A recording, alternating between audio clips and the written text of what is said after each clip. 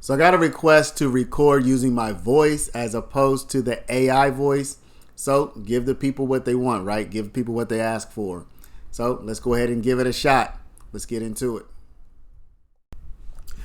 Y'all, we have some late breaking news. Judge Krause, I'm going to say Krause, some people say Cross.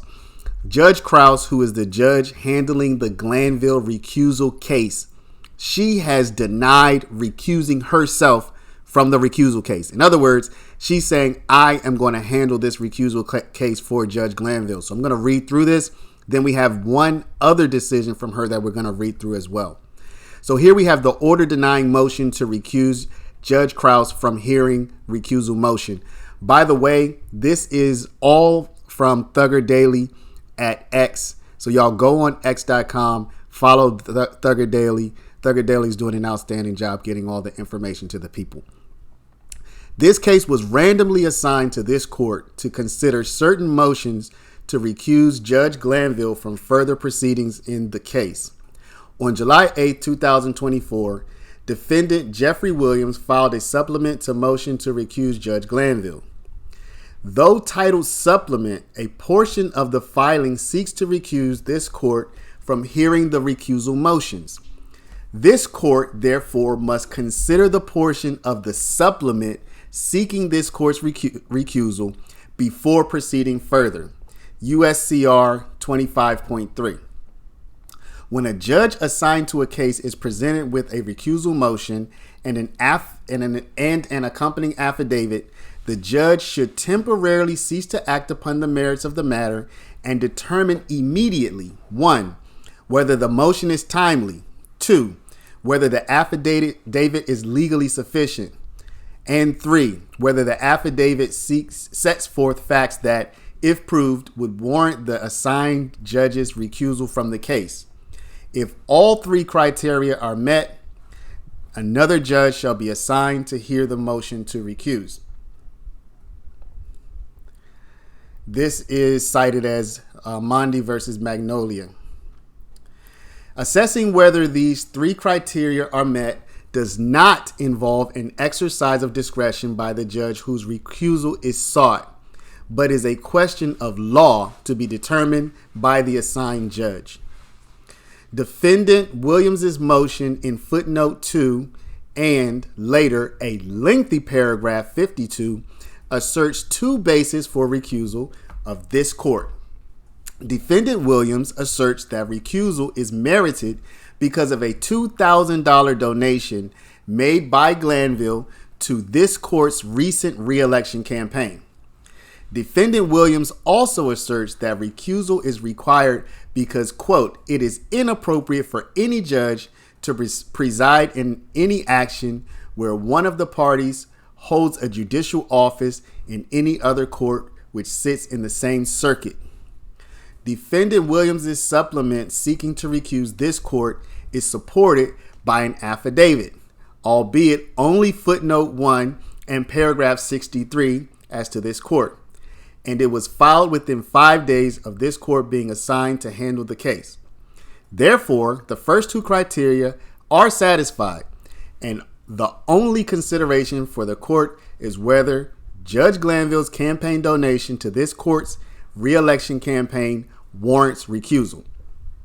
The Georgia Supreme Court has held that the mere fact of a campaign contribution to a judge, even from a party to the case, does not warrant recusal where the contribution was not exceptionally large.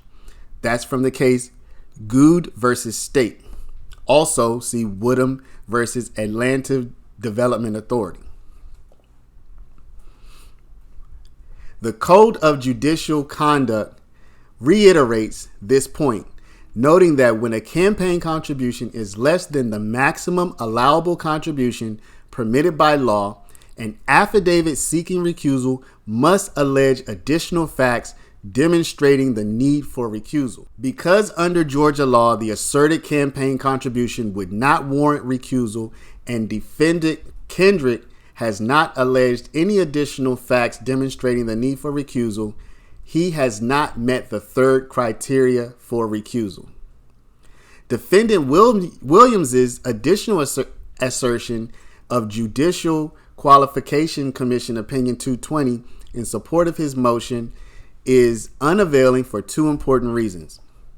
First, Judge Glanville is neither a party nor counsel in this criminal prosecution, nor is this a mandamus action, and Defendant Williams cannot make it so by filing a recusal motion.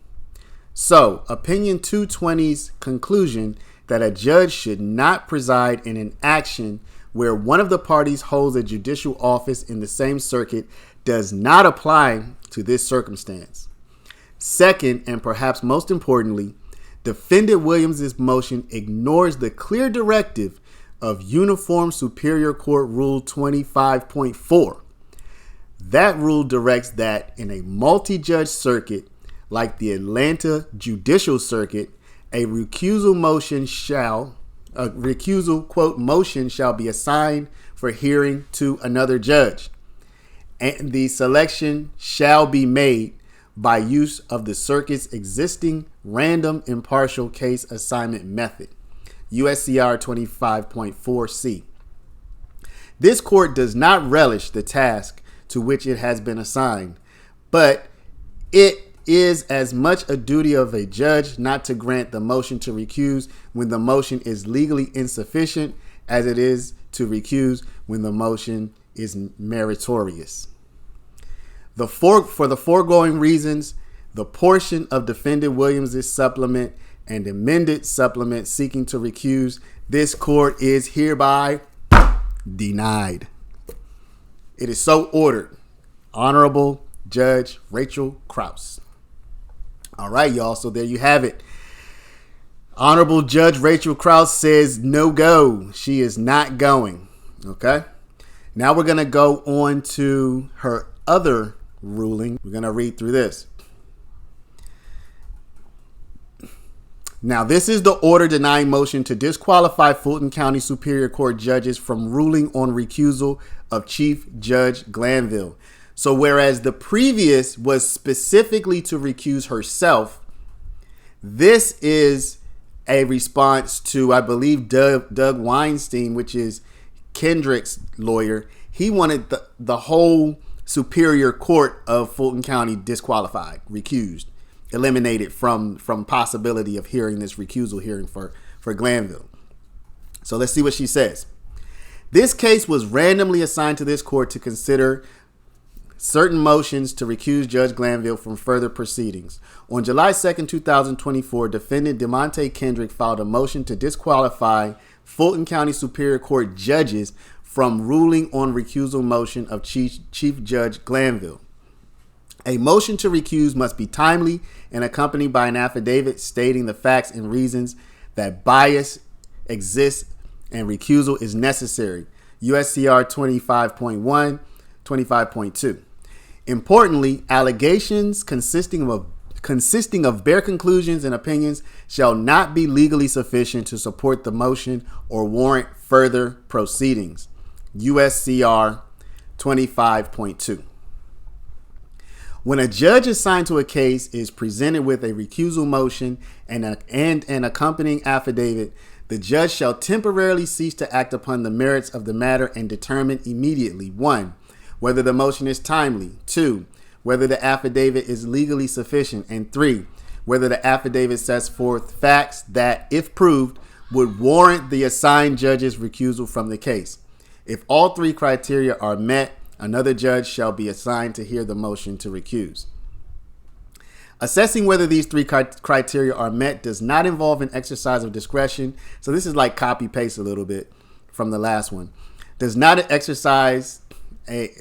involve an exercise of discretion by the judge whose recusal is sought, but is a question of law to be determined by the assigned judge.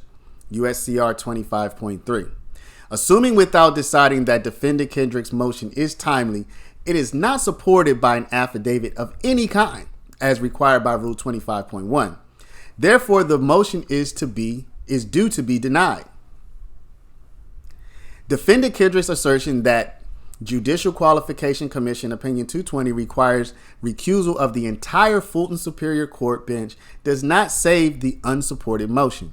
In Opinion 220, the JQC opined that it is inappropriate for any trial court judge to preside in any action wherein one of the parties holds a judicial office on the same or any other court which sits in the same circuit.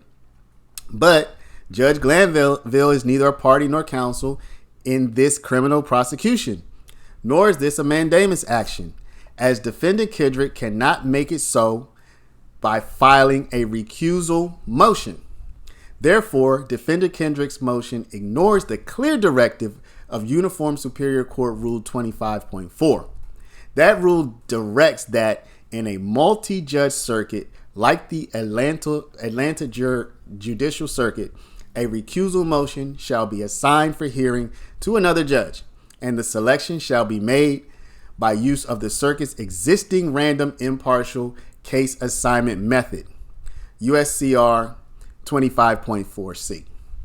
Defendant Kendrick's motion to disqualify the Fulton County Superior Court judges from ruling on recusal of Chief Judge Glanville lacks an affidavit and fails to satisfy the requirements of USCR 25.1 and 25.2. Defendant Kendrick's asserted basis for recusal, even if supported by an affidavit, would not warrant recusal in light of USCR 25.4. Therefore, the motion is hereby denied.